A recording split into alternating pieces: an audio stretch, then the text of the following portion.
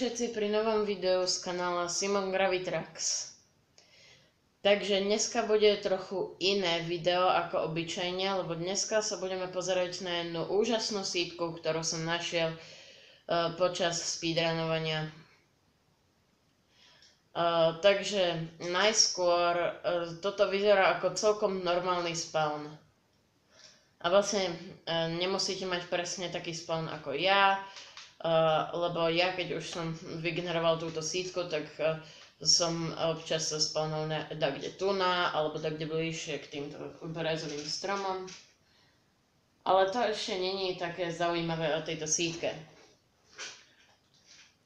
No, takže táto sítka je veľmi dobrá na speedrunovanie aj do Netheru, aj do Endu a podľa mňa aj dobrá na normálne survival let's playe.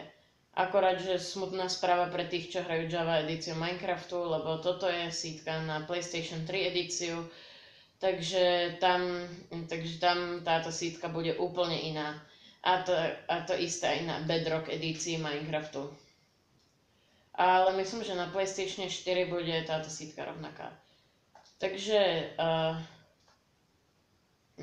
prvá vec, čo tu je taká zaujímavá, je, že pokiaľ pôjdete dopredu od spawnu, tak nájdete túto dedinu, kde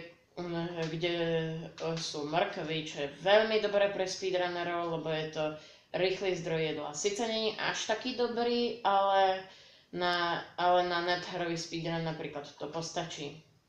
Ale tu nepotrebujete žiadne jedlo na Netherový speedrun. Lebo na tejto sítke, keď som ju poprvýkrát objavil, tak som dal Netherový speedrun za 1 minútu a 49 sekúnd. Čiže to je dosť asi dobré. Ale vďaka čomu som to dokázal? Vďaka tomuto kováčovi.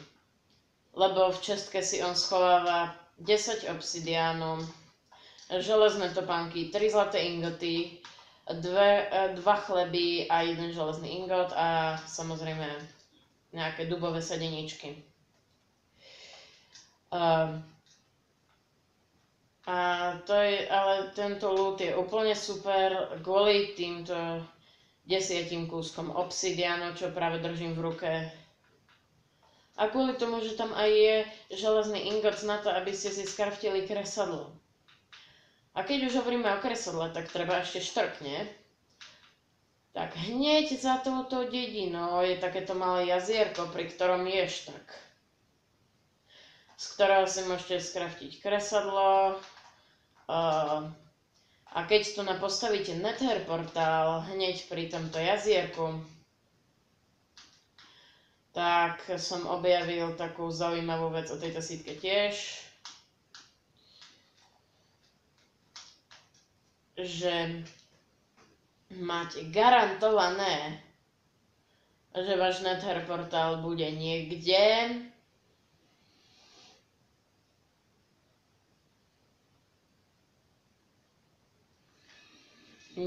blízko Netherovej pevnosti.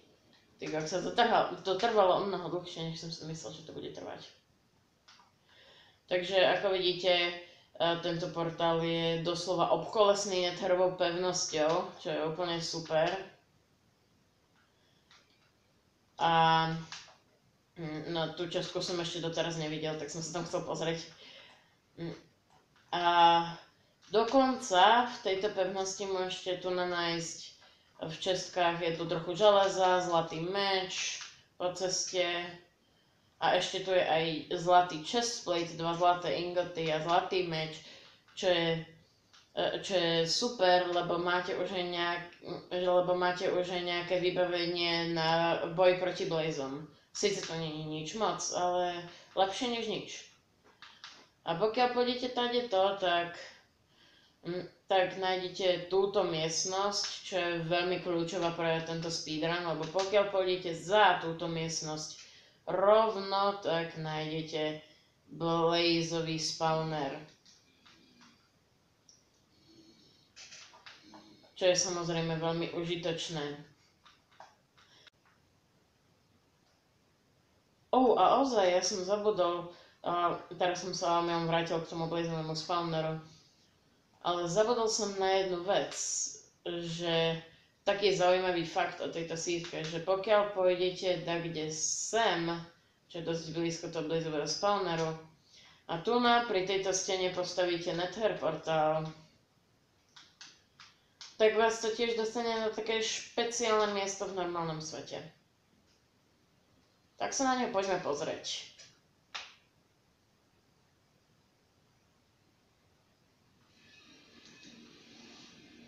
Takže ako vidíte, sme v takej jaskyni, ktorá vlastne nevedie skoro nikam. Je to taká jaskyňa dosť na nič, ale čo není na nič, je to, čo nájdete, keď budete kopať pod týmto Nether portálom. Tada! Vítajte v Strongholde. Toto je taká kratka do Strongholdu na tejto sítke, ale na to by ste potrebovali vedieť postaviť ešte aj druhý Nether portál v Netheri, na čo ale není dosť obsidianu v tej dedine, bohužiaľ. Ale ako vidíte, tento Stronghold je aj vygenerovaný čiastočne v tejto trhline, ktorá má takú podstatnú výhodu. Lebo keď budeme kopať priamo hore z tejto trhliny preč, tak ako vidíte, sme naspäť pri spawne. Ten Stronghold je priamo pod spawnom. A keď už aj hovoríme o Strongholde, tak za spawnom máte takúto bačorinu, alebo ako to mám volať. A keď tu niekde budete kopať na nejakom mieste, myslím, že tu na to bolo,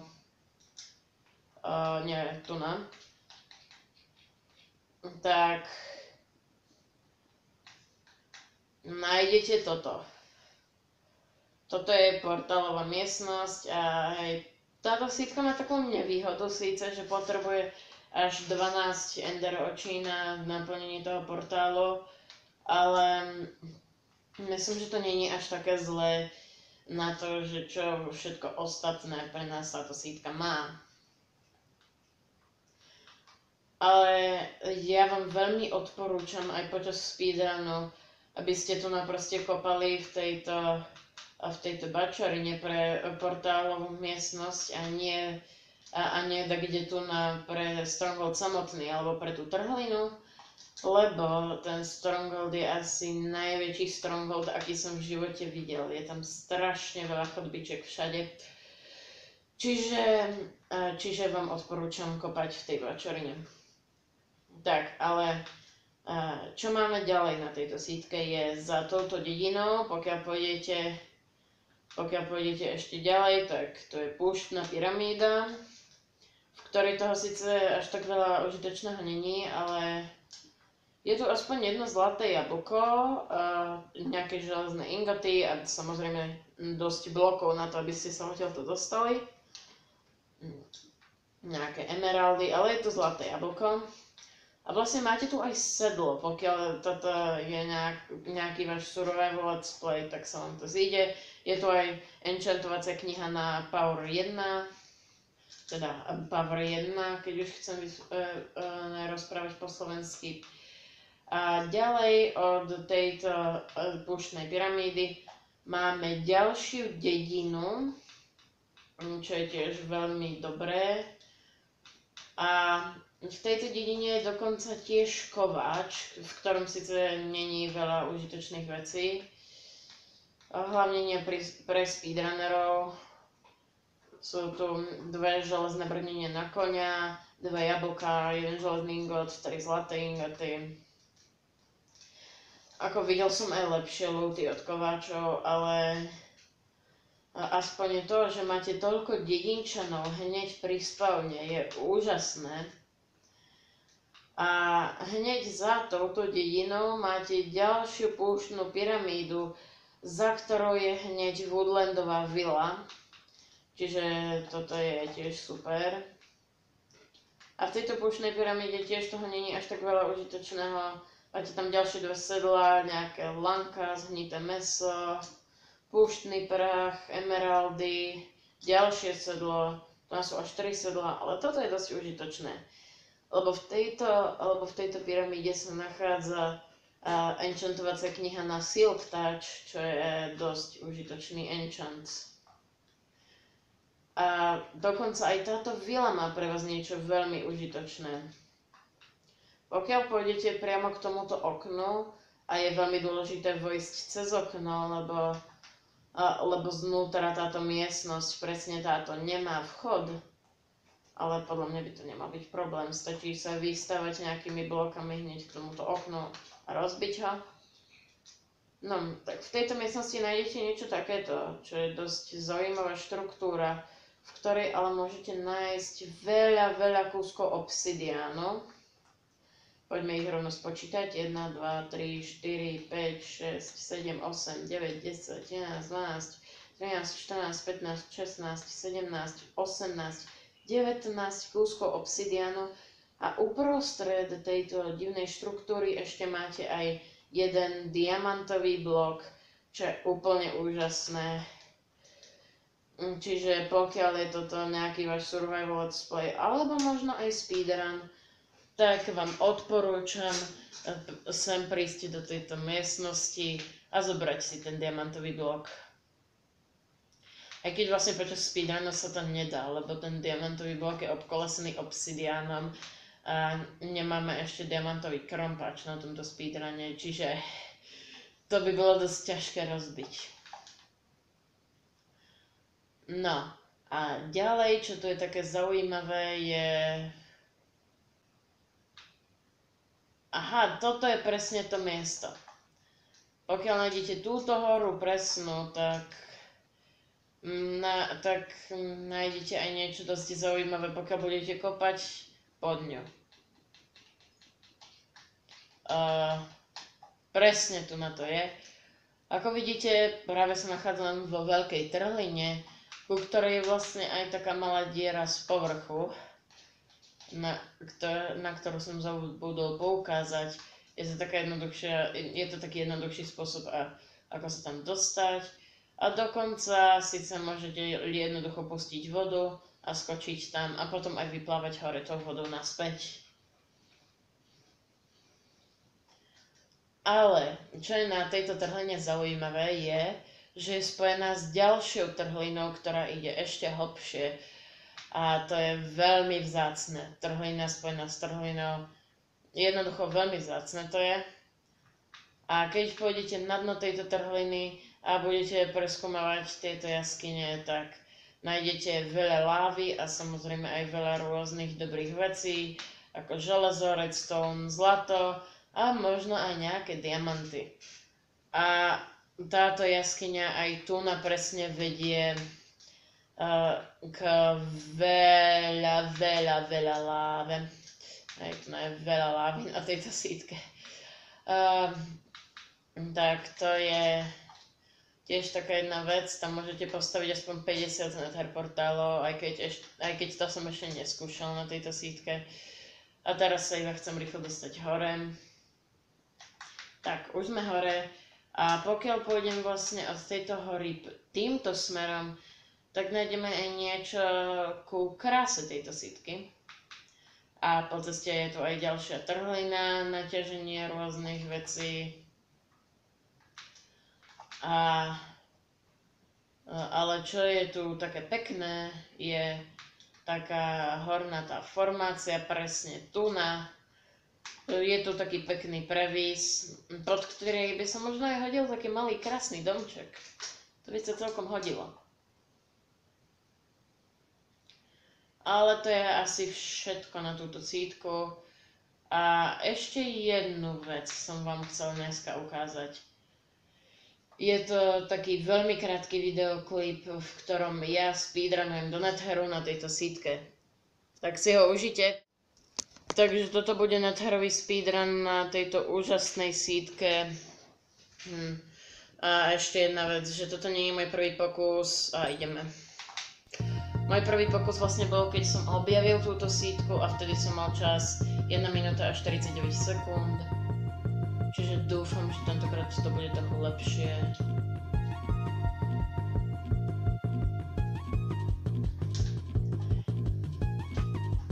Dobre, železo, obsidian.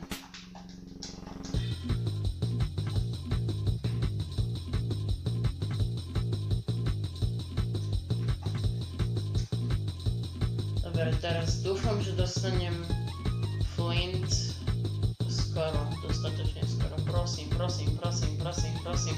Yes!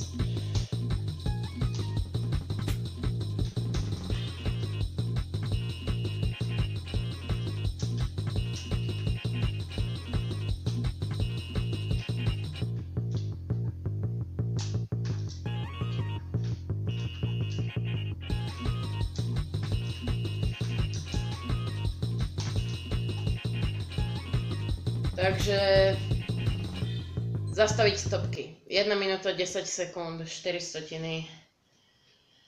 Chcel som do tohto videa dať speedrun, ktorý by bol kratší než minúta, ale neviem. Momentálne nemám čas to toľkokrát skúšať, takže asi niekedy inokedy na kanál aj dám nejaké video, v ktorom sa dostanem do Netheru za menej než minútu a asi to bude na tejto sítke. A to by bolo na dneska všetko a dovidenia.